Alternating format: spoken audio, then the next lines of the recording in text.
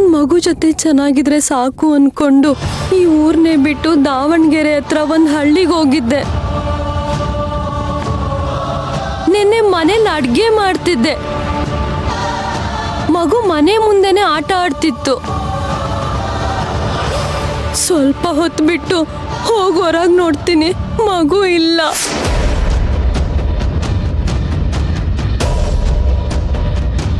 ಅಕ್ಕಪಕ್ಕ ಸುತ್ತಮುತ್ತ ಎಲ್ಲ ಹುಡುಕ್ದೆ, ಮಗು ಸಿಗ್ಲಿಲ್ಲ.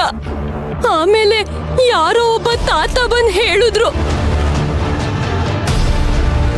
ನಿನ್ ಮಗುನ ಯಾರೋ ಒಬ್ಳು ಹೆಂಗಸು ಎತ್ಕೊಂಡು ಹೋಗ್ತಿದ್ಲು, ಬೆಂಗಳೂರು ಬಸ್ ಹೊತ್ಕೊಂಡು ಹೋದ್ಲು, ಅದನ್ನ ನನ್ನ ಕಣ್ಣಾರೆ ಕಂಡೆ ಅಂತ ಹೇಳ್ದ.